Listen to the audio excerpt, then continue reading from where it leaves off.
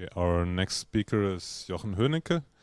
He is the main author, I think it's fair to say, of SMT Interpol. He's been on many, co-author on many papers we've seen during the talks today. He's essential for example, my PhD thesis. And when Lenore showed something and then said there was a mistake and then it was gone, I looked at Jochen. Maybe he saw it. It was a mistake. You didn't?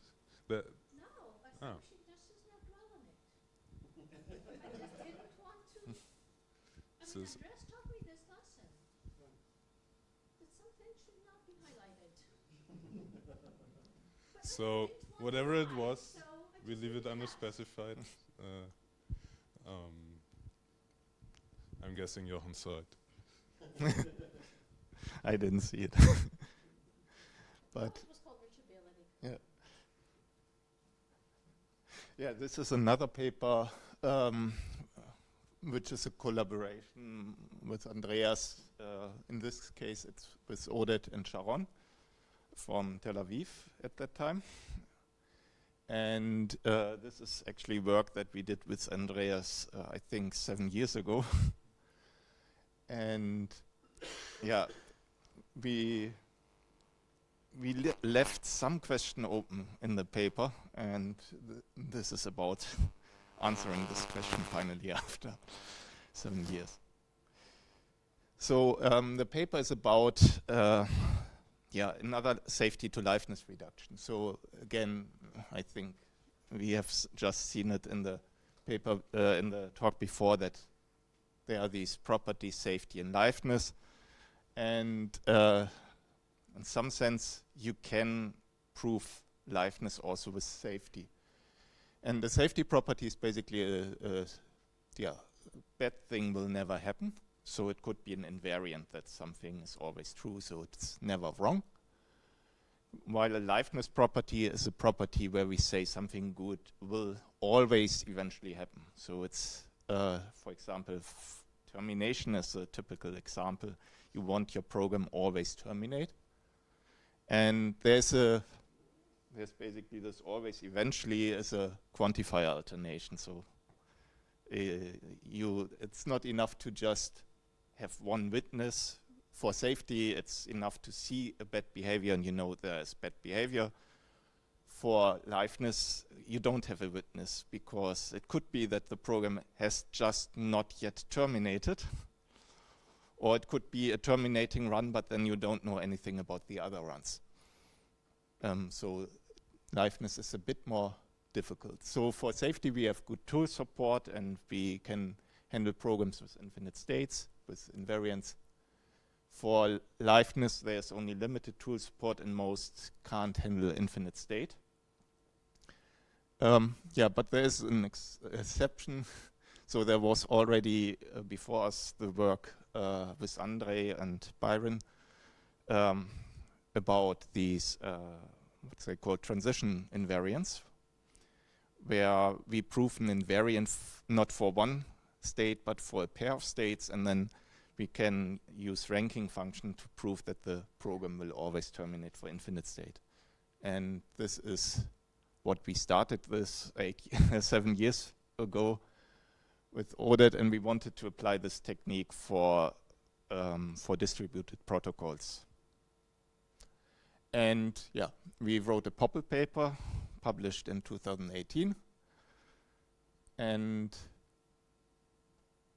this was called Reducing Liveness to Safety in First Order Logic. So we applied the technique. We actually ended up with a slightly different solution, which didn't even require ranking functions. But we weren't so happy about it because there was something called nesting, which was a bit ugly in the formalism, and we had some problems that we couldn't solve with this, even though it should be possible to solve them. So already half a year later, we came up with a continuation of this paper where we used temporal prophecy for proving temporal properties. So it's another very similar liveness to safety reduction, which got rid of the ugly nested thing that we had before. But still, the reduction is, of course, not complete for infinite state system, and this is a unavoidable problem because liveness is more difficult than safety. You can basically prove it's a different decidability class. But the question was, does it solve our problem? So we had the problem that we couldn't prove the termination of the Ackermann function. With arbitrary nesting, even with arbitrary nesting, it's not possible. So in the first paper, we actually used this as an example to show the limitation of the method. We said, doesn't work. And for the second publication, we tried to prove it. And then the deadline was nearing, and then we had to publish, and there wasn't any space anyway in the paper for a proof. So we left it open, and we didn't even mention it in the paper. So this paper is now about the answer to this problem. Yes, we can actually prove it with the same formalism that we had in this paper 6 years ago. So I want to basically explain the technique that we used. So to start this, we need to say what are our systems for which we want to prove fairness properties. And in this case, we wanted to have a powerful mechanism to prove distributed systems. So our base logic is first order logic. And then we have fair transition systems over first order logic, where we describe the initial states by a first order logic formula. We describe the transition relation by a first order logic formula that talks about a primed and an unprimed variance. And basically the variables are now predicates and functions from first order logic. So you can think of the predicates of first order logic as one state of the system, and if the system evolves, the predicates change their meaning. And then we have a set of fairness constraints. It's a finite set of fairness constraints, but each fairness constraint is a first order formula with 3 variables, so it can actually describe a set of infinitely many fairness constraints. And to make it more practical, I used an example that Andreas will know, which is a ticket algorithm. It's a very simple mutual exclusion protocol that you have seen in many supermarkets already. So you want to enter a critical section, like you want to get your meat from the supermarket. So what you first do is you draw a ticket from a ticket machine, and this ticket machine will give you a number, and it will automatically, when you pull the tickets, increase the number so that the next customer gets the next highest number. And this is here modeled by a global variable t. And if you draw a ticket, it's copied to your local variable m. So we have one local variable m for every process. And the t is automatically increased. And then you wait. You are in the queue. You don't have to queue up because you now have the ticket. And there is a global variable s, the service number that is usually posted above the counter, which tells you when it's your turn. So you wait until the number s is greater or equal to your ticket number. And if everything works, it should be equal. And then you enter the critical section. And when you're done, you leave the critical section, and you should also increase the service number to let other people in. And this is the whole algorithm, and we can describe it. So we have the global variables, which are just constants in first order logic. We have the local variable, which is a function from process number to natural number. So we use functions. And we also use predicates from process ID to bool to describe our program counter. So you can think of this as an infinite thread system where we have infinitely many copies of the thread. and they all run in parallel. Yeah, and then you describe the initial state by a formula. You describe the transition predicate by a formula. Here you use the primed and unprimed variable. So you say, for example, if you want to increase t, you say that t prime is a successor of t.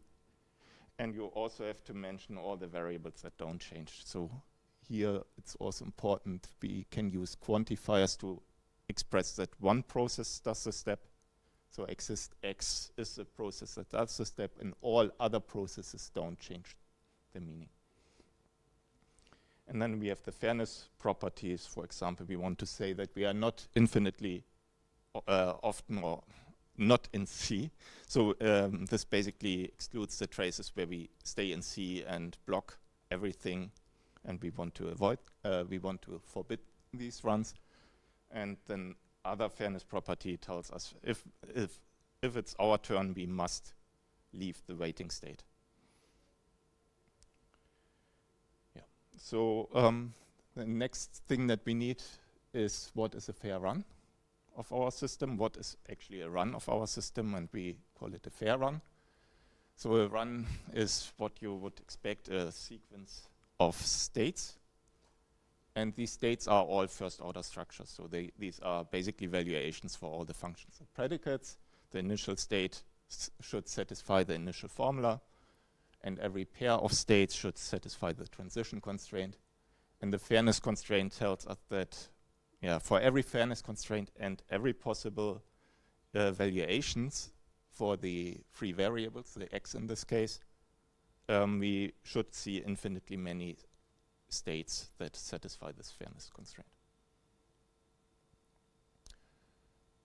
Then we need another thing, namely the property that we want to prove. And for this, we use first-order linear temporal logic, which is basically first-order formulas extended by linear temporal logic operators. In this case, we restrict ourselves for simplicity to this eventually and globally operator. I think you all know what this means, and I don't need to explain them. And then we can express the property for ticket as a first, sorry, this was too fast, as a formula where we say, yeah, for all processes, whenever we are in the waiting state, we will eventually reach the critical state. Yeah. So now we want to prove this, now we want to show that this property is true. And since we only know from Andreas how to do termination, the next step is to basically reduce the whole problem to termination. So this is done with a monitor automaton. So we basically have an automaton that monitors whether this eventually f holds or not. And it's kind of tricky because it guesses non-deterministically whether it holds. And if it guesses wrong, then it will not succeed and we don't have a fair run. But we can show that it can always guess right. So basically, this monitor automaton doesn't restrict the possible runs if it always guesses right. And the transition relation just is depicted here. So we can start in any state except the state where we have f, but eventually f doesn't hold, because this is a state that is not possible. Eventually, the finally f formula implies that f should, if not finally f holds, then globally not f holds, so not f should always be true if this not finally f holds. And then it can do arbitrary states changes, but it cannot basically recover. Once it's in this not finally f state, it can never go to the finally f state again. And then we have a fairness condition that it shouldn't stay in this rightmost state forever. And this is all we need to produce a monitor. And then we can show that our original system satisfies the fairness constraint if and only if this monitor plus our system has a fair run. has no fair run. And no fair run basically means it always terminates because our fair runs are infinite. So how can we prove termination for the systems? And this is, this is the main idea of this. We don't want to use ranking functions in this case, or Oda didn't want them. He didn't like them, and he said we can go without them. So if we have a finite system, we just look for we look for a so-called lasso. So we have this observation for a finite system if it has no fair run, if it has no fair lasso, and vice versa. If it has no fair lasso, there's also no fair run. In this case, so a lasso is some path that ends in a cycle. So it's like a cycle, except that the cycle doesn't go back to the initial state. And a fair lasso is a lasso where the cycle has a fair state. Basically, it fulfills all the fairness properties. And this works well for finite systems, but for infinite systems, we need to come up with a solution. And our solution was use a finite abstraction for infinite state systems. And it's a one-way thing, so if you have an infinite state system where you can show there, and you have a finite abstraction that doesn't have a lasso, then you know it will always terminate. But it depends on the abstraction, and if the abstraction is too coarse, then you have spurious finite lassos. And you can't just say if there is in the infinite state system a lasso, no lasso that it's terminating, because an infinite system doesn't have to go into a cycle in the end. It can, for example, increase a variable indefinitely. So how do we get a finite abstraction? And this was the key idea here. Just do it automatically. Instead of considering the system and looking what we need, we basically want it depends on the current run, and the idea is to run the system for a while and then look what did the system touch. And if it ran for a finite amount of time, it should only touch finitely many elements. And if we restrict our view now to these finite elements and say every state that coincides on these elements is basically a cycle, then we have a finite abstraction. So this is the core idea. What we now need to do is to find these abstract lassos by a monitor automaton, and then we have reduced it to safety. We basically want to say if we reach the error state, then we found a finite lasso. So we reduced liveness to safety by adding this monitor automaton. And this automaton works as follows. It first looks at an initial footprint, which is basically all the initial state and some maybe some important objects that we need. For example, the thread that we are looking at that will get stuck. And then we wait until the fairness constraints are observed the first time, and then we fix the abstraction. And then we search for a cycle. So at some point we decide this is the start of the cycle, and this is a non-deterministic step. So we ask, is there a run of this monitor automaton? And when we save the state, we save it to a temporary variable, or to this variable as 0. Then we wait again until we see all the fairness constraints that are now in the footprint. And if at some time where we have seen all the fairness constraints, see a cycle, then we have an error. And how does it work for ticket? Well, we assume we want to show this property. And the first thing is we build the monitor automaton. We negate the formula and assume initially that it doesn't hold. Then, yeah, because it's an existential quantifier, we can fix the x0, which is a witness for the process that isn't treated fair. Then we add this process to the initial footprint, so our fairness condition will now ensure, because it's finally, that it will happen when we reach when we leave the first waiting state. So we basically wait here for the finally to eventually happen. And then we have we know that the process is waiting. It will never be critical again. And the important thing to note here is at this time, we know that we know all the processes that are in the queue before this process that we looked at. So we have already seen them. They are in our footprint, and we can reason about them, and we can reason about the ticket numbers. So when we later enter the safe state, there must be one of these processes that has the right, that is either already critical or that has the ticket to enter the critical state next. And so when we enter this safe state, there is a thread, and once this thread does a step, we are already proved that we don't have a cycle, because he will enter the critical section or leave it, and then he is no longer in the queue, and he will never be in the queue again, because even if he re-enters, he gets a higher ticket number.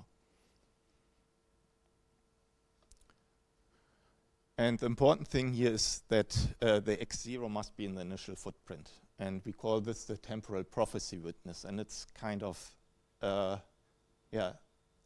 interesting that you can do this. You can just assume there is a witness for this existential quantifier, if it's true, and then take this witness and put it in the initial footprint.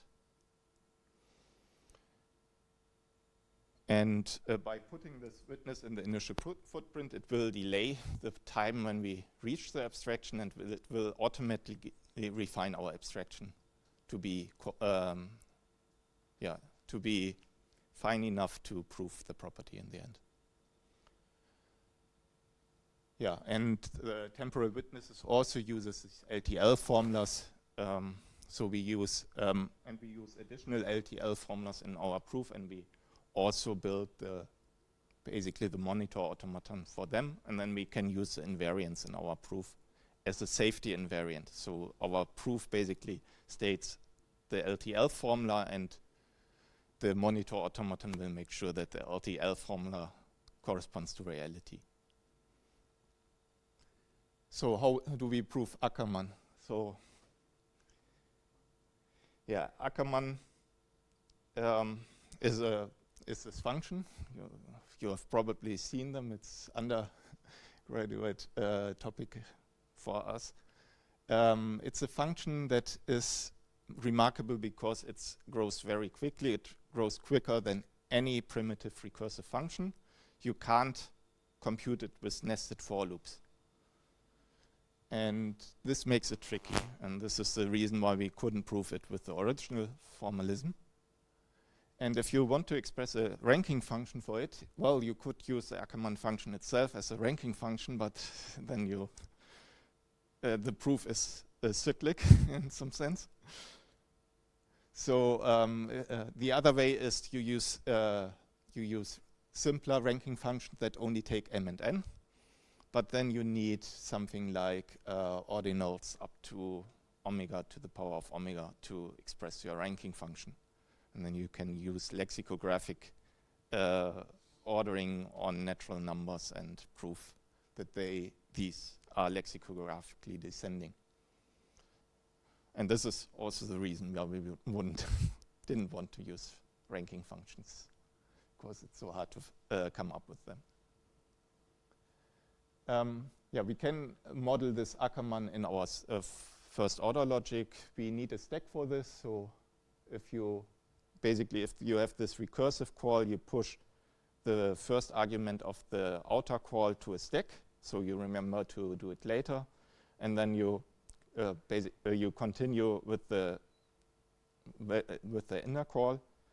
If you are in the step where where you don't have a doubly nested, but you basically the second case where a of m plus 1 comma 0 is a of m of 1. This is basically tail recursion. You just continue with the new m and n.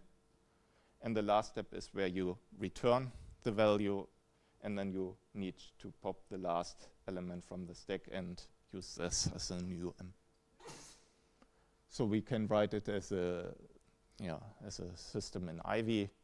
This is somehow Ivy syntax where we have these 3 steps. This is a pop. This is a step where we just change m and n, and here we push a new element to the stack, and then we have the finish step where we are basically done. So if the stack is empty and we are at a0n, we can return the result. Then we want to prove that this terminates for all possible inputs. So what we then need is some function that generates all possible inputs, and this can be easily done by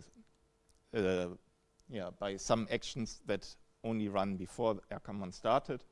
So they assume not started hold, they increase m and n arbitrarily, and at some point the start action happens, and then we set started to true, and we also remember the m and n. And what we want to show is, as a temporal property, whenever we, for all states, if we start Ackermann, then we will eventually finish. And this was what we didn't manage 6 years ago. So this is basically the solution for this. The first part is easy. We need two prophecy witnesses. One is the m0, which is basically the m0 which we start with. And this is an important constant that we need to talk about. This is basically the iteration, the nesting count of the Ackermann function. But we also need, and this was the tricky part, to distinguish.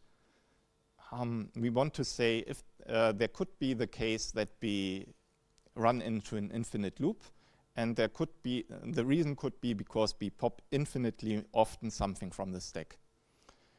And if that is the case, we want to know the largest number that we pop infinitely often from this from the stack, and this is our prophecy witness. So assuming that the existential quantifier holds, this prophecy witness should have the right value and be added to the footprint, and this works. And the basic proof is a k-split. I don't want to go too much into the details. So one case is we don't have infinitely many steps where we pop from the stack, and then we know that there is some time where we never pop from the stack again, and because of fairness we know that this is already happening when we freeze our abstraction. So when we reach the freeze point, step 1 will never happen again, and step 2 and step 3 can happen, but they don't increase m and n. And this is a property of Ackermann that, well, here m is decreased, and here m stays the same and n gets decreased. So there is no, so m and n will always stay in the abstraction, and then we can easily reason that there is no cycle because m decreases or it stays the same and n decreases, and we see everything in our finite abstraction. And the second case is there are infinitely many steps, and then we actually need to prove by induction that there is a maximal one. And then we know from our witness that y0 is a maximal one. And then we know that after the freeze point, we already are in the state where where all smaller ones are not, all larger ones are not taken anymore. And then we can argue that because the larger values are not popped, that then we have a finite number of m's on the stack, and when we pop it, it will never be pushed to the stack again. We can prove this, and then we run out of m's at the some time, or of these y zeros. Yeah, tricky proof, and there are some details that make it even trickier that I don't want to go into. This is basically what we need.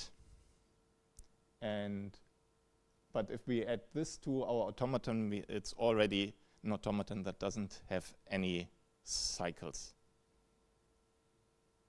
any fair lassos. So it's interesting that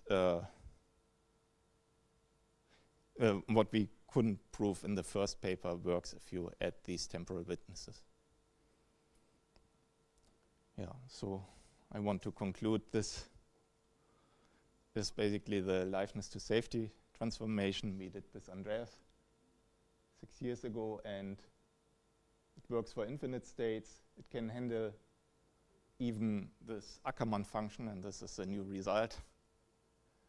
And yeah, it's an elegant solution because there is no the only thing that the person who wants to use this mechanism needs to come up with is finding the prophecy witnesses or defining them, but he can use arbitrarily ones, and then he gives an invariant and proves it with safety.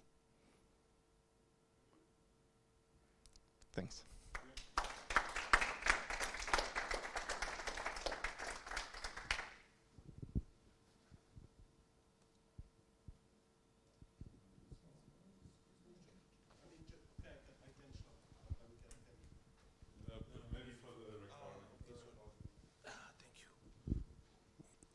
Hello. So I just want to, because until which degree you automatize this? Because once you use LTL with the first order quantification and all these things, so I'm not quite sure about automation after that. Yeah. So we actually use Ivy for this. So our restriction is that the first order logic are in EPR. So this is you restrict the quantifier alternation. You have existential quantifier on the outside and universal quantifier on the inside, and you restrict the functions. You can't have functions from int to int, and this is also why we model the stack as a predicate. And if you do this, then the logic is decidable, and the LTL is just a monitor thing. So it doesn't, it's just, what you do is you just add this formula to your transition relation, and that's it. The tricky part is, of course, to use in the proof. In the proof, you need to reason about the fairness constraint here, and then basically reason that if you reach the abstract state, you are already, if you reach the state where you freeze the abstraction, you are already in the state where this property now holds without the finally operator in front of it.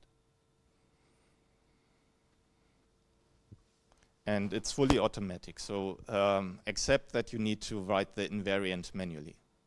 So you write the invariant manually, you mention the prophecy witnesses that you want to use, and then the tool will check that the invariant is inductive, and if it's not inductive, it gives you a counterexample, and you can think about it and fix your invariant, and if it's inductive, then you know that your program is correct.